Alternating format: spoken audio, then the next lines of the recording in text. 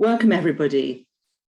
I'm delighted to welcome over 500 people to this webinar, which has become a very popular series of events put on by the college, of course, free of charge. And as well as having the live webinar, people are able to look at it on catch-up via the college website later on.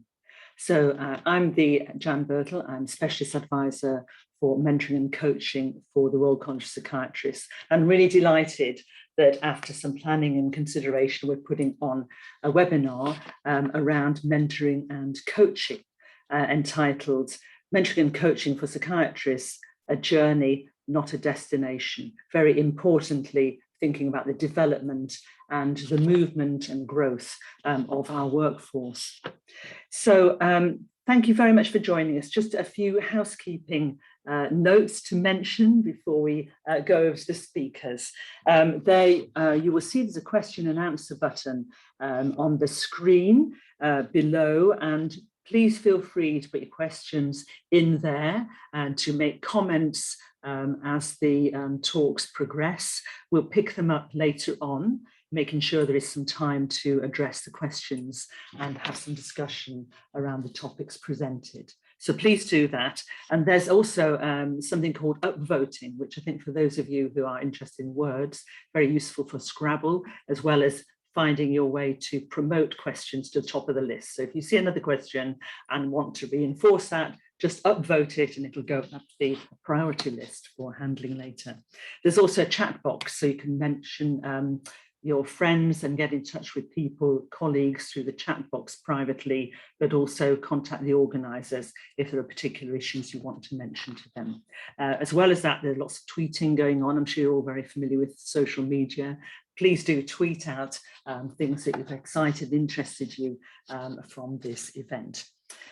Just so you know, the webinar is being recorded. The recording will be available on the college website later on. So I think it's in about a week's time that should be available for you to have a look at if you want to review it, or if people aren't able to catch up on it at the time, come to it later. And as well as that, all the presenters have agreed to make their slides available. So they'll also be on the website. And as usual, you'll get certificates of attendance, which will be sent in due course. Okay, so without more ado, I'd like to introduce our first speaker for this afternoon. It's my very great pleasure to welcome Nicola Bayliss, who is a very active member of our mentoring and coaching network. So Nicola, hello. Nicola is a consultant psychiatrist specialising in intellectual disability, and she's a trained coach and divisional lead for mentoring in the Northern and Yorkshire division. She's really been helpful in delivering and co-developing mentoring training events in a face-to-face environment, and then also has transferred, as many of us have, to work in a virtual environment and continue that work through the pandemic. So she's going to share her learning from this experience, and her talk is entitled Training Mentors, Tips and Takeaways. Over to you, Nicola.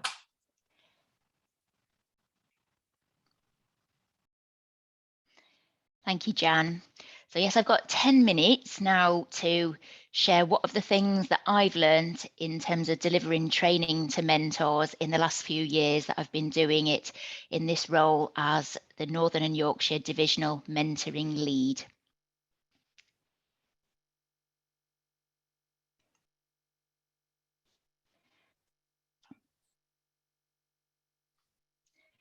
So firstly, I'm thinking about why train mentors at all. People have been doing mentoring for years, decades even, without any training. So what is the point of starting training them these days? So some of the reasons I've gathered from people who've come along to the training and talked about why they came for the training, and also how to think about myself. One of these is for people to have confidence to do the role.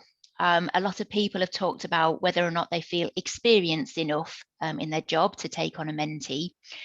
But we know that delivering mentoring can be valuable at various levels of training and expertise. And we're going to hear a little bit more about trainees and mentoring later today. So having some training can help people think about what they have to offer, and doing the training can help give them some skills and a framework in order to build that confidence to be able to deliver that mentoring relationship.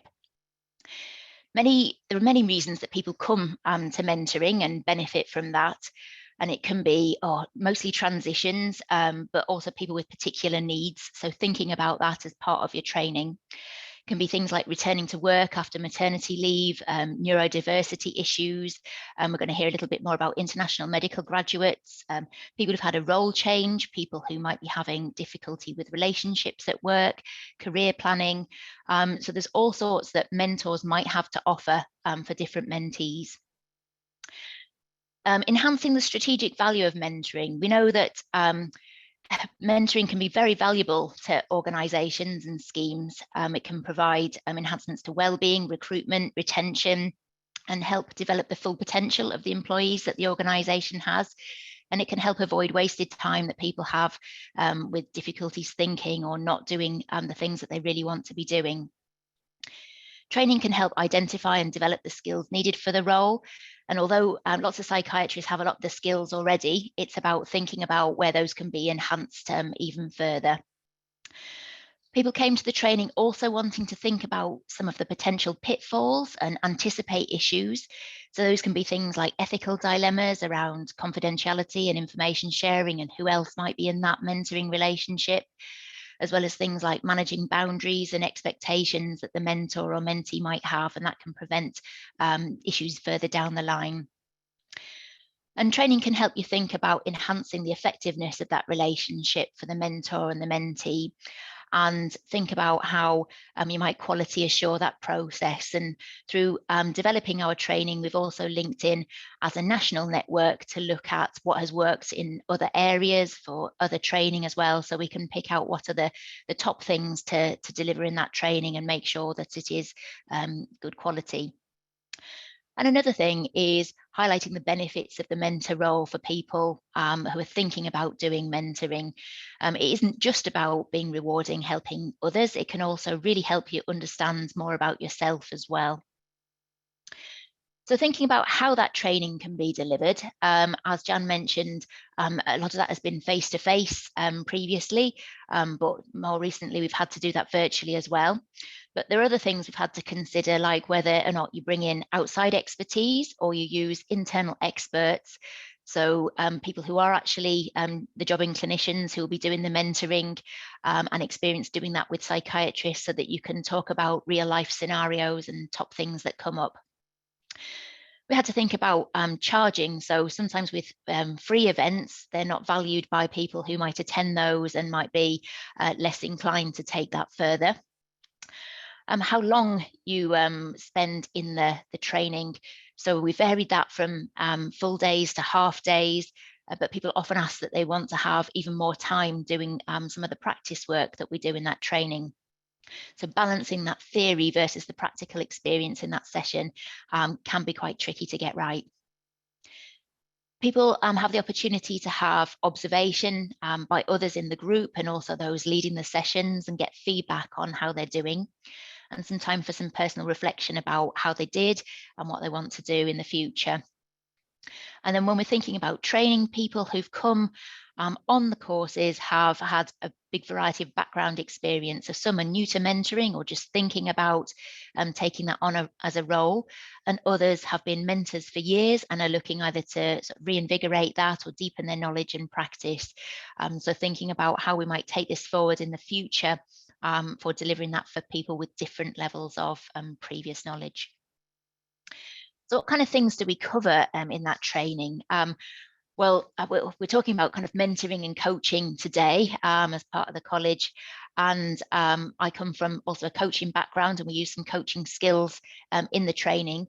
But we're also in that training highlight what mentoring is, what it isn't, where that fits with on a continuum with coaching, where it's different, how it might differ from things like supervision, sponsorship, and really understanding kind of what are the key elements to that relationship. We cover a bit about contracting, whether that be delivered more formally or verbally, and again, getting those boundaries right. We think about listening skills, and again, that's something that we use a lot in our clinical work, but we look at how our diagnostic listening skills as part of our clinical job might be a bit different from active listening skills that you use as a mentor. We help people design questions to get mentees thinking about situations differently, and thinking about how we can use a framework for that conversation, particularly when people are quite new to this role, and find that that's beneficial in getting some structure to what they're talking about and helping their mentees move forward with their issues. We think about effective goal setting and action planning, so we can move forward from just a development, sort of supportive relationship into something more developmental and getting the mentee into action. And then, as I said, we provide quite a bit of practical experience as well, so you can do that in a safe space and make the mistakes there. And then coming on to evaluating the training. So in evaluating the training, it's kind of helped us go back to thinking about what you actually want the training to achieve and how that fits with other aspects of a mentoring scheme. And it helped us to recognise that there might be some overlap, but also some difference between what a mentor might want to get out of the training, what we might want in terms of our mentoring scheme to get out of people coming to a mentoring training. So for us in the division, where we want to have people also sign up to be mentors for us in the division, we want to kind of give them that confidence, but also to gain some of that sign up to delivering that. But also for the organisations that support people to come onto that training, what might they want to be getting back from that? So common themes in what people really value out of that in our evaluations with the practical work, the new ideas, getting something that was going to reinvigorate them, something fun, something dynamic, but always wanting a bit more time spent doing the training. What else is going to be next steps for them? Where are they going to go to find out more about offering their skills, and where might they also go next to develop their skills further? And certainly, you know, good ideas to have would be thinking about what sort of support groups, action learning sets and supervision groups there are for mentors to do as they're continuing on with their mentoring relationships. And then lastly, thinking about sustainability, so how the learning that's taken from that training is taken away, and how you kind of sustain that momentum and willingness in those mentors. And the next steps of the process, really, the sign up, the matching, the keeping a database, getting evaluation of the mentoring relationships. It's all quite challenging and requires quite a bit of administration, technology and time as well. So in summary, I feel that training is valuable, and it certainly has been valued in the feedback that we've had from that. The training itself isn't complicated, and they're not complicated themes, but in terms of thinking about it, it needs to fit with other components of any mentoring scheme that you might be setting up, and particularly around things like the sign up and commitment as a mentor, how you're going to recognise people doing that role within the organisation, how the role of being a mentor aligns with organisational objectives, how you're going to administer that scheme and keep it updated, maintain that momentum, how you're going to evaluate that scheme, and then the ongoing and development and support of mentors. And then lastly, how you keep raising the awareness of mentoring for mentors, so you get them to sign up, for mentees, so that people go out and seek mentoring, and for organisations to value it. And I suppose that's the reason that I'm here today, to try and get that across. So thank you very much. Over to you, Nicola. Jan. Thank you very much, Nicola. That was really, really interesting. A very good run through the top tips for training mentors. And we'll certainly come back to that, I'm sure, in some of the questions and answers. I'd like to go on now to introduce our second speaker for this afternoon. Dr. Hassanan Al-Tayer is a forensic psychiatrist, and he's written extensively on risk assessment in forensic patients as part of his clinical interests. But he's also interested in education and is very actively involved in the college, being a vice chair-elect of the Royal College of Psychiatrists Southern East Division and an Associate Oxford University Medical Education Fellow.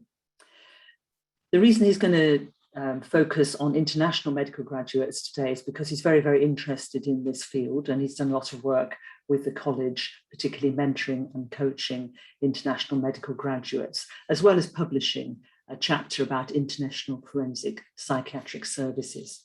So it's with great pleasure I'd invite Hassanan to tell us about his work supporting international medical graduates in the UK. Over to you, Hassanan. Jan, thank you very much for the very nice introduction, and thank you everyone for joining the webinar today. Thank you very much for the college staff who did amazingly well in co-organizing and organizing this event, as well as the other events over the last 18 months of the pandemic. So my name is Hassanan Al-Tayyar. I'm a forensic psychiatrist based in Oxford, and I'll be talking about supporting international medical graduates when they come and work in the NHS in the UK. Being one of them, being an international graduate, who graduated in Iraq many years ago and then came to the UK in the last slightly more than a decade, nearly 12 years now.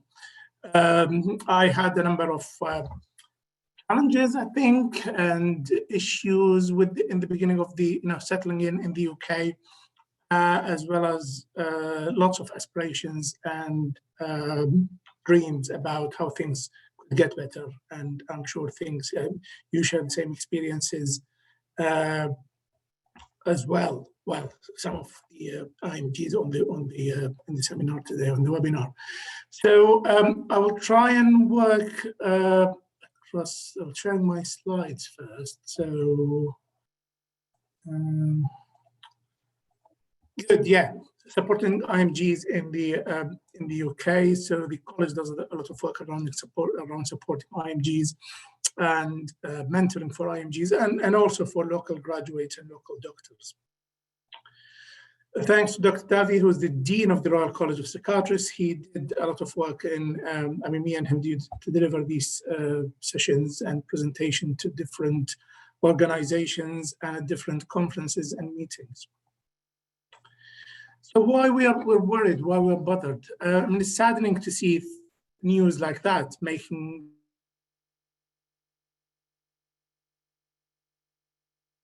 the news bills. Half the foreign doctors are below British standards, and this wasn't a decade ago. That was a few years ago. And you can see that, it's a big percentage of people in England suffer with symptoms of mental illness. So what we can do to support people, what we can do to support IMGs and non-IMGs throughout their journey in the NHS. There is a lot of emphasis if you go to the GMC website or the college website and the data about differential attainment and that IMGs perform less well than local graduates. We want to improve the training experience for trainees and also for trainers who train IMGs in the UK in different placements throughout their journey.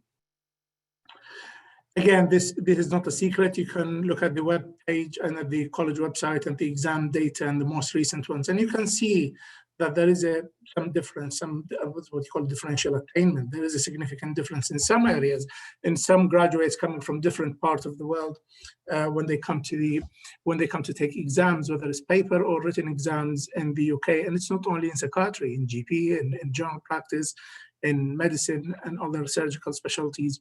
As you will know that 80%, well, I think more than 60% of referrals to the GMC occur with IMG international graduates. The majority of them, 80–90% of complaints and queries and concerns are related to communication, whether it's verbal or written communication. So it's a big issue and we shouldn't underestimate it at all. As you will know that IMGs comprise about 40% of the medical workforce in the UK, so that's all specialties. And you can see the majority work within general practice and also some in psychiatry. Well, psychiatry is probably the third common specialty for IMGs. And the surgical is the second most popular destination for IMGs in the UK. So as I said, more than 40% of the medical workforce today in the UK is IMGs, mostly non-consultant grades. More than 80% of trainees and SAS doctors are IMGs, and they are actually, in a way, underrepresented in consultant levels.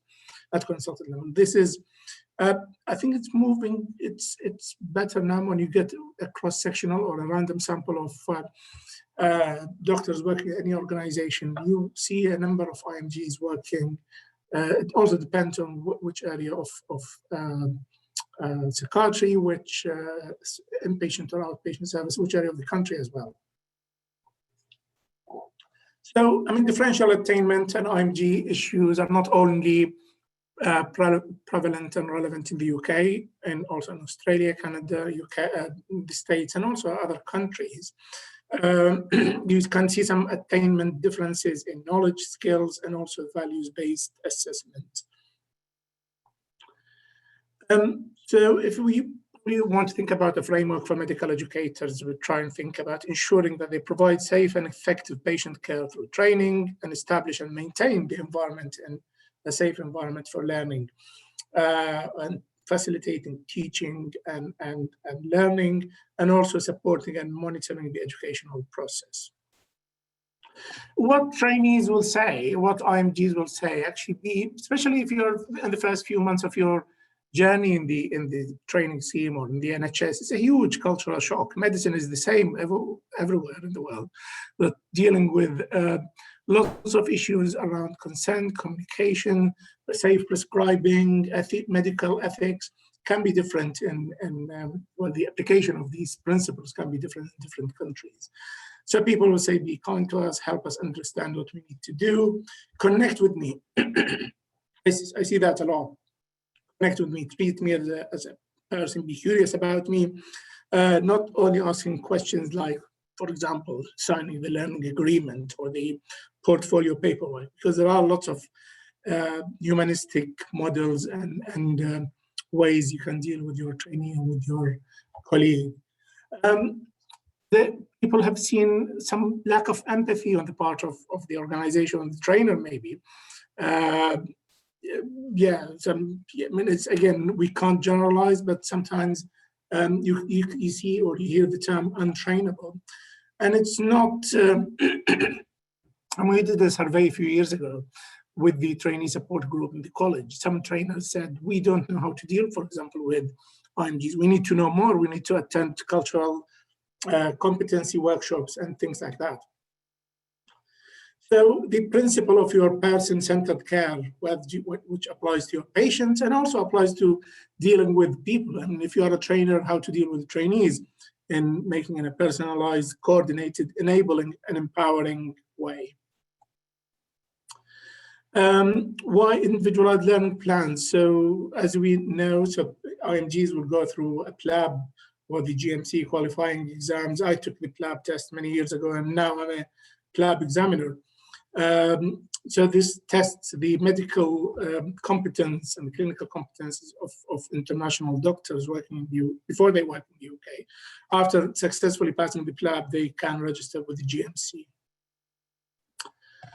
We are all adults, so we should always be using the self-directed learning with our different learning styles: visual, musical, verbal, and the other ones, the modalities of learning. The communication issue is always very important, as I said, so people will take some time to understand what the patient will tell you or what the local population will tell you, because what is said could be different from, or what the IMG might interpret it in a different way, but actually what the person, was the local British person, is meaning is something very different, like the column in the middle. Yeah, so cultural communication, cultural issues, hierarchical structures, lots of differences between the home country and the British system of working, the shame, the embarrassment in making or admitting to mistakes. Not many people feel happy in receiving feedback, negative feedback, or admitting to their mistakes and the duty of conduct. And this is very important here in our culture in the NHS. There are some systemic factors, as we said, the lack of awareness of IMG support, and that was, well, it was more prevalent, it's less prevalent now, so there is more emphasis now through the Royal College of Psychiatrists and the Royal College of GPs and the GMC around supporting IMGs, and there are local IMG leads in many organizations now, which is great. Sometimes people, get referred to the GMC or the local organizational structure because of SUIs, serious untoward incidents, and stress and illness. And trainers need to be aware of the local available sources for supporting IMGs. Sometimes you see this, the lack of early identification.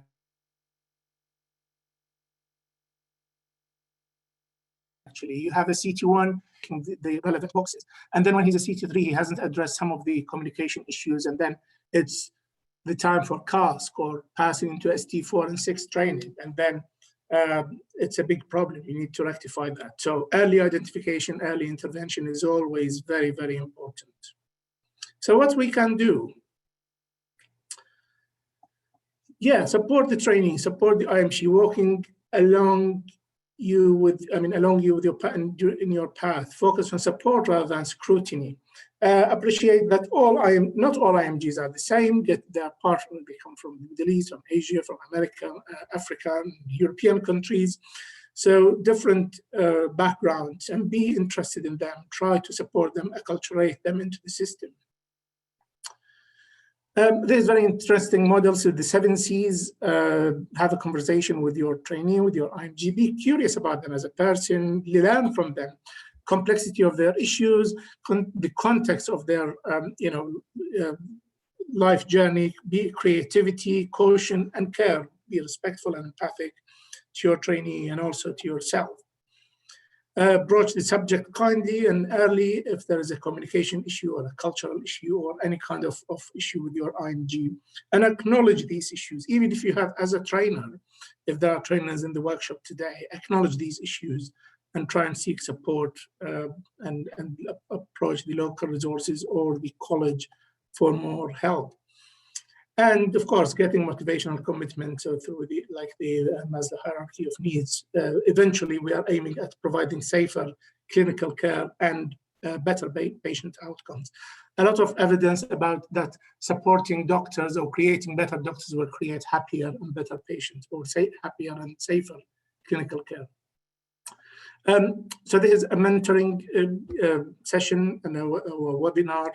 So mentoring or successful people never actually reach their goals alone. They always need support throughout their journey. And these are the principles or the benefits of mentoring and you can have a look, improving your confidence, fast track learning, better patient needs and outcomes. So language, communication skills, role plays. In the first year of my training, I did vocal coaching at the instruction or at the advice or instruction of my previous trainer. He said, maybe there are some issues you should address with the vocal issue or with the vocal coaching, which I did. I'm trying to speak fast because of the time, so I don't want to run out of time. Supervision and training to your trainee, to your IMG, whether in training or non-training paths, and empowering your trainee, empowering your doctor. Acknowledge your own training needs as a psychiatrist, as a trainer. Seek feedback from the TPD, from the associate dean, from the dean, from the head of school in your area, and from the college. Lots of resources. So I think this is the link to the IMG webpage. We successfully did like 6 or 7 conferences in the last 7 years on IMG. So the IMG Royal College Conference takes place every year. We didn't have one last year, but our next one will be on the 28th of January, 2022. So we look forward to see you there.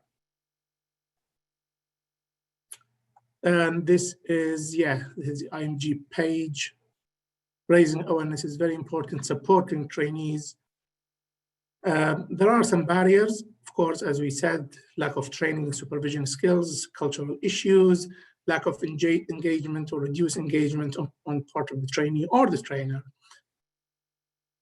And if you have any questions, feel free to get in touch, either with me or with the college website. You can Google the IMG webpage, and also the mentoring at rcpsych.ac.uk. And over to you, Jan. Thank you very much.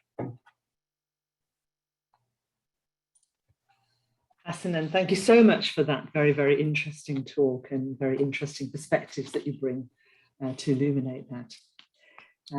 So our next speaker, our third and final speaker today, is Dr. Meta McGee, who's an ST6 dual trainee in general adult and old age psychiatry, working in Northern Ireland. And it's a great pleasure to have you joining us today, Meta. Meta has 2 years of formal mentoring experience, and since August 2021, she's the co-lead for the psychiatry mentoring scheme for Northern Ireland trainees, with special interests around quality improvement and medical education. So it's delightful to have a trainee join us and speak about work that is taking place. And Meta's going to talk about peer mentoring network for psychiatry trainees in Northern Ireland. Thanks very much, Jan. So thank you to Jan and to everyone at the Royal College of Psychiatry for the invite to speak today. It's a real honour as a trainee.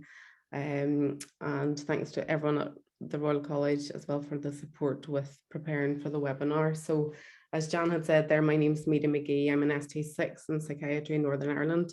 And today I'd like to talk to you about our psychiatry mentoring scheme in Northern Ireland, which is a trainee-led initiative, of which I'm the co-lead alongside a colleague, Sarah Davidson. So really to give you an overview of what I'd like to discuss today, just to put the presentation in context, a bit about Northern Ireland and our mentoring scheme. Excitingly, this year is the first year that we are able to launch the scheme as a fully online scheme. So we'll talk quite a lot about that, and also just to finish up with some of the learning that we have achieved over the last few years, really. So to put the talk in context, Northern Ireland has a population of 1.9 million people. We have 5 healthcare trusts. The Royal College of Psych in Northern Ireland has over 420 members, fellows, associates, and pre-membership trainees. The Northern Ireland Medical and Dental Training Association leads our training, and over the last 5 years, typically appoints between 11 and 17 CT1s and between 8 and 13 new ST4s annually. So really, NIMDA's overall vision is to enhance patient care through training. And when starting the NIMDA's mentoring scheme, the ambition was really to enhance the support and development opportunities for medical and dental trainees within Northern Ireland. The aim of the scheme was the development of trained, supported mentors to enable the availability of optional, safe mentoring relationships to trainees within Northern Ireland. I appreciate there's lots and lots of different definitions of mentoring relationship. The one that we use is a relationship between mentor and mentee to support and facilitate personal development of the mentee, although we appreciate that it's mutually beneficial to both mentee and mentor. So just to tell you a bit about our team. So as I mentioned, the scheme is led by 2 higher trainees, so myself and Sarah, and we have the support of 2 consultant colleagues who are our TPDs in Northern Ireland. We also luckily have the support of a professional support manager at NIMDA, who really has been fundamental in helping the scheme go fully online and accessing the software that we're using. And obviously the most important people are the mentees and mentors who take part in the scheme with enthusiasm every year. So our scheme has run for 4 years, and it's previously been run really by the 2 lead higher trainees, who organised most things who had organised most things via email and manual matching of mentees and mentors. The scheme was initially offered to CT1 only. However, with the implementation of the online software this year, we're actually able to expand the scheme and to offer it to all core trainees within Northern Ireland. I thought it'd be useful just to give a outline of our typical timeline of the year and the mentoring relationship. So the scheme starts in August, where higher trainees tend to volunteer to become mentors.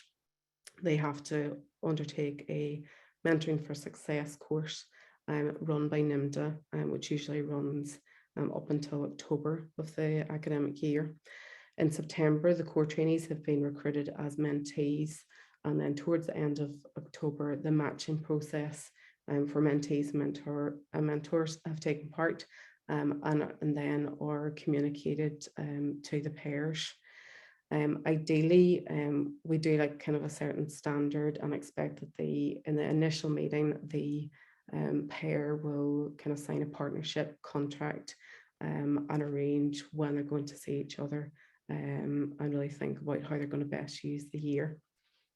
Then I suppose from November right up until August, the mentee and mentors will meet, face-to-face or in any format they'd like.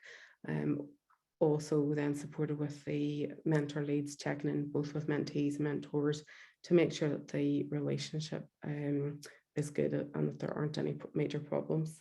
At the end of each year, then we obviously try to evaluate the scheme and get some feedback of how the year went for both the mentee and the mentor.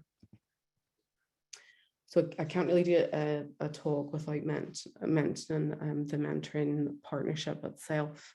So we do expect kind of certain standards, which is agreed between the mentee and mentor at the onset of the mentoring year.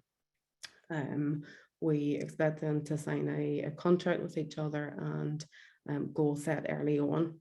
So with the mentor, we would expect them to show skills in listening, to question their mentee actively, to give and impart knowledge and information, and really use their own experience to give possibly different perspectives and offer kind of support and encouragement to the mentee. Initially, the mentor is probably expected to take a lead in some of the decision making, and as the relationship continues towards the end of the year, you would expect the mentee to have more confidence in taking more decisions within the partnership. We also then would expect the mentee to communicate their circumstances honestly, to question their mentor, to provide information and knowledge about their roles and their concerns, and then hopefully also act upon the agreed goals and accept the different perspectives and support and advice.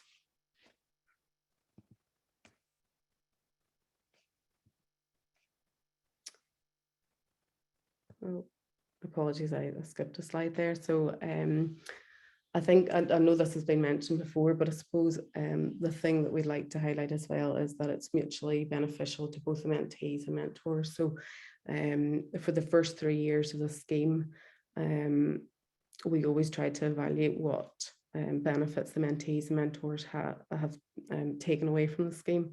Mentees will always say that the scheme has helped develop skills and goal setting and problem solving, and really importantly as well, help with work-life balance and even career decisions as well.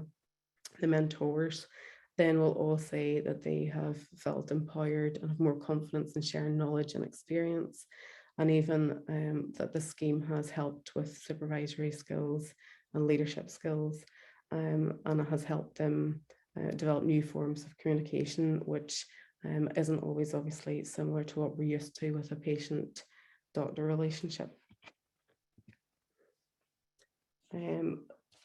So I thought, just given I've talked about the online scheme, that I'd include a bit on Mentor.net itself. So we've been very lucky this year that NIMDA has funded MentorNet software to get the scheme onto an online platform, and the website details are available on screen. So the really exciting thing about the online platform is that it allows the mentors and the mentees to make a profile and edit it throughout the year if they wish. The mentees are quite empowered that they can actually rank their mentor preferences, and obviously then allows a really easy process for the mentor leads of the scheme to undertake pairing. The online platform also allows a direct messaging facility, and we also have the online resources available that the mentees and mentors can use throughout the year if and when they need them. There is also the option that there's a discussion forum, which we're also just trying to get off the ground at the moment. So I thought I'd just include some screenshots of the online platform. So to the left is my profile, and to the right then is some resources and templates that people can often use when they're going through the scheme throughout the year. So really in terms of learning for the scheme, this year has been challenging. So we're only 3 months in, but there have been some teething difficulties with the MentorNet software, and frustratingly some slow uptake in both the mentees and mentors in completing their profiles, which will unfortunately delay the matching process. The good things, however, are we know that the matching process works really well. We're able to share resources quickly. We feel like we're building on the success of the previous scheme that's run for the last 3 years. Ideally, going forward, we'd like to have clear instructions for use for MentorNet available and accessible to everyone. We'd also like to really encourage mentees and mentors to record entries of any activities or meetings that they've had. And the other really new thing for us this year, our training had previously been a theory-based day in mentoring, but we have now, as of this year, are launching a new practical mentor skills session aimed to take place in December and January for experienced mentors to have a kind of top session in terms of workshops and practicalities around good kind of mentoring.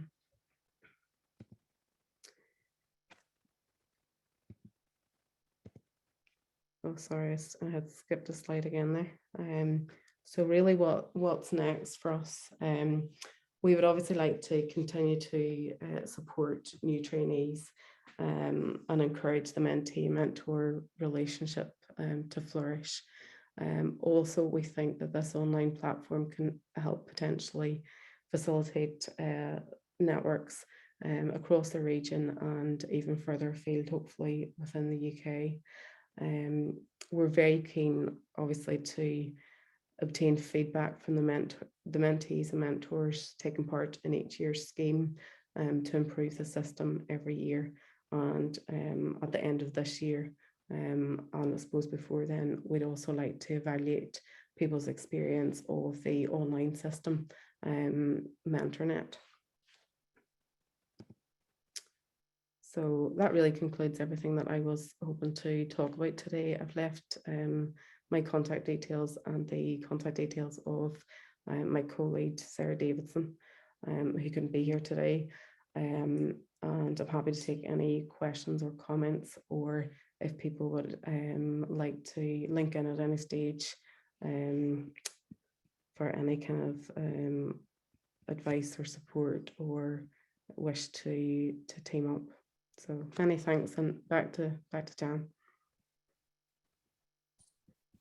Nita, thank you very, very much for that. That was really interesting, and it's great to hear about all the innovations that you're taking forward in Northern Ireland, and the focus and investment on taking forward mentoring in that area. And particularly, I'm very excited when I get to hear about peer networks, because I think they are incredibly important actually for all of us. So thank you very much, and thank you very much to all our speakers for their contributions. We have now a little bit of time to have some questions and answers. So I'm just going to scan through some of the questions that have come through here. So I've got a question for Hassanan. Has Brexit affected the number of IMGs working in the UK in the last year? Dr. Alina Braiku, suppose that question. Good question. Actually, as we were, I think as Meta was speaking, I had a query from India, from an Indian colleague wants to do an attachment. I wouldn't say Brexit, but I think COVID has definitely affected people coming to work in the UK as IMGs or doing attachments. Brexit, yes, I think as a GMC examiner, I don't know the data exactly, but I could see lots of trainees and candidates coming from Middle Eastern and African countries more than European countries. Well, European countries don't need to take the PLAB test, but yeah, definitely more people coming from the Asian subcontinent, Middle East and Africa coming in the last couple of years. So technically, we could presume that Brexit has affected the IMG probably recruitment and retention rate. I know that some medical colleagues have had second thoughts about staying in the UK or maybe leaving the country and going somewhere else because of the direct or indirect impact of Brexit on their careers. I guess that's where mentoring is particularly important, and finding ways of supporting IMGs that come to the UK in the face of some of the difficulties associated with these changes, really. And I was thinking about some of the work as well. It very much aligns with the college's focus on championing diversity, for example, and also I think very much the work around mentorship in terms of supporting the workforce. I was thinking about that issue in relation to that. I'll just slip in the question of mine here, because Nicola, you were talking about benefits to mentees and benefits to mentors, and then also you mentioned benefits to the organisation. Would you like to just enlarge on what the benefits to the organisation, the host trust, might be? Mm-hmm. So I suppose it's a really hot topic, isn't it? What might be helping support psychiatrists' well-being at this time? So Hassanan and Mita both talked about impacts on people's well-being, things about their work-life balance. So that's going to be really important. We talked about developing people's potential. So inside of everybody, there will be strengths that they've got that they haven't used, aspirations that they've got. So being able to tap into those and get the full potential out of people who are working in your organisation. I think it being something really attractive when you're looking to work for an organisation for recruitment, to see that organisations support people who work there through things like coaching and mentoring.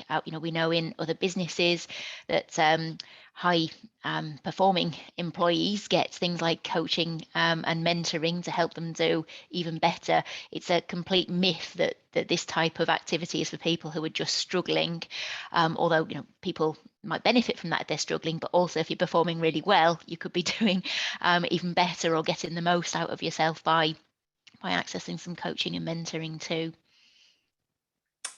Thanks, Nicola. That's very good. There's a question here: how do we find appropriate mentors? Mita, would you like to just say something about that? You spoke quite a bit about it in your presentation. Yeah, so I suppose we're quite lucky in our scheme in Northern Ireland that we basically NIMDA will kind of send out emails to everyone and ask all core trainees if they'd like to be a mentee, and we'll also approach higher trainees to ask if they'd like training in being a mentor, and then facilitates the training that we have as well. So I'm not quite sure if it's similar in other regions, but I suppose even prior to our scheme, I think people have always had kind of informal mentors. So if you do have someone in mind, it might be worthwhile just dropping someone an email or just approaching someone and asking, or going to your region's kind of training association and asking what's the best way forward. Sure. Hassan, do you want to add to that in terms of the kind of sense of what is an appropriate mentor in terms of IMG populations, do you think? Yeah, it's a very good question, Jan. I think different people have different needs. Some people will say, I don't know, I want a mentor from this area or from this background or from this, ideally from the same specialty if you can do it. If not, I mean, there should be in each organization a list of mentors. I was approached by the clinical director today about a mentor for a specific SAS doctor. So I think it works differently for different people because, for example, if I want a mentor, I don't want a mentor from the Middle East because I might want a mentor who graduated locally, worked locally. On the other way around, maybe an Indian doctor who wants maybe a mentor from the same background, from the an Indian colleague.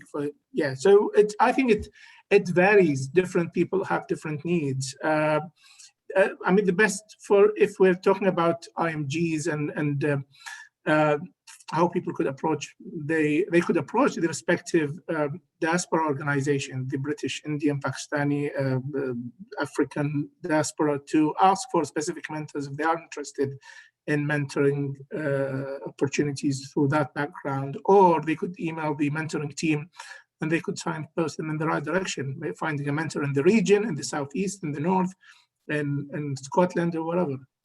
Mm-hmm. It does vary, doesn't it? I think in different areas of the country, in the different divisions of psychiatry, we do have a number of leads in the network. We have representatives in the network of each of the divisions and each of the devolved nations, trainee representatives and SAS doctor representatives. So there usually be a contact in the local division who could help. The manager of the local division should be able to help signposting, but some trusts also do have their own internal mentorship scheme set up as well. So that's something that does vary from place to place. So other questions? What's Indian borders and Indian subcontinent? Anybody like to answer that? Indian borders, Indian subcontinent. Yes, Mani Sairam asked that question. Well, Indian subcontinent is the Indian subcontinent. Yeah, I'm not entirely sure what that question means actually. So there's a question here from an anonymous attendee. Hassanan, we're about to have an IMG join our team, not working as a doctor, but a support worker role. Do you have any experience of successful models for supporting IMG colleagues in this situation? Yeah, I mean, personally speaking, I was about to start a similar role when I was doing my GMC exams, but later I passed the exams and started working. I think you could support the IMG in whatever capacity. Many of them will need a clinical role before they could, well, first to get some experience and also to fund themselves and families. I would say, yes, support them to take the exam, the lab, do cultural or communication or cultural workshops, and also communication skills. So I would say support them. And I think every organization will have a couple of examples of people who did this route. Okay, thank you very much. That's very, very, very good. I was thinking about vulnerability as well, actually, in terms of the difficulty people have. Often doctors can find it quite difficult to not know things, to express vulnerability and the need for help. And yet it's something we do encourage people to access as a means of learning. Unless you can kind of experience not knowing something, it's very difficult to think about how you will learn and take things forward in relation to that. And that came across, I think, both at trainee level, Nicola in your training role, and Hassanan also in terms of IMGs coming to the country and not really knowing much about the landscape that they're working in.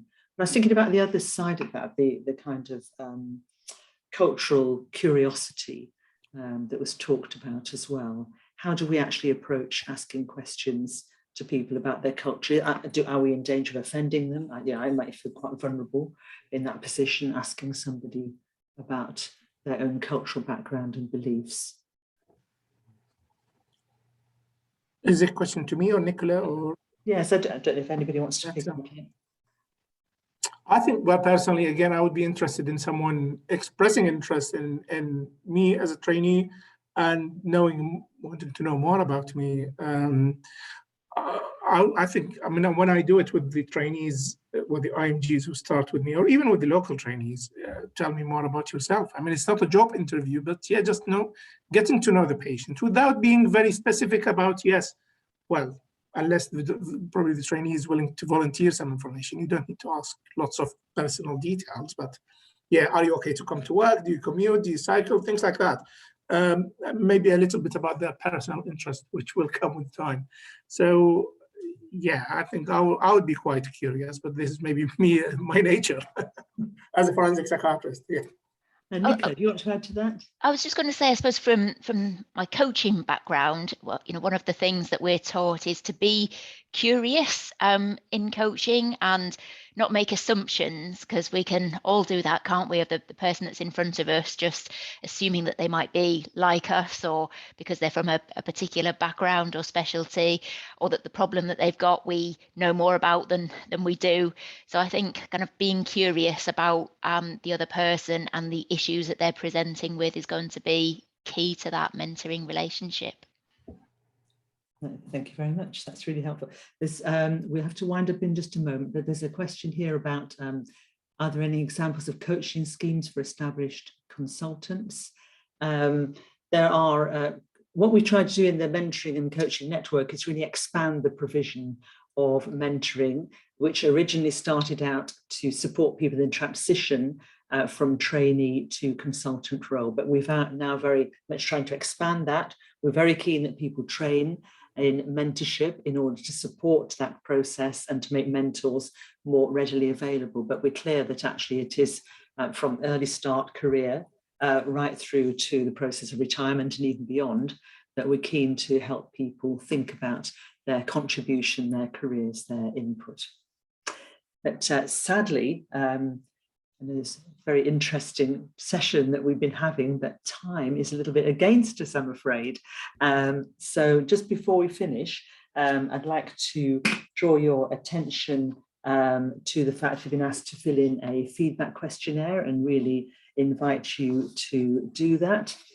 And thank all the speakers for coming along today and sharing their experiences and learning with us. I hope that you all be inspired to become mentors, to become mentees, recognizing the benefits, not just of being a mentee, but also being a mentor.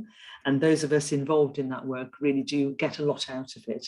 I think it's fair to say, and it's really helpful to hear that reinforced by all the panelists here, notably Meta, talking about that in terms of her trainee presentation.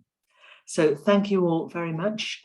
Certainly, if you have any questions, do get in touch with the college and we'll do our best to pick them up. Thank you. Thank you very much.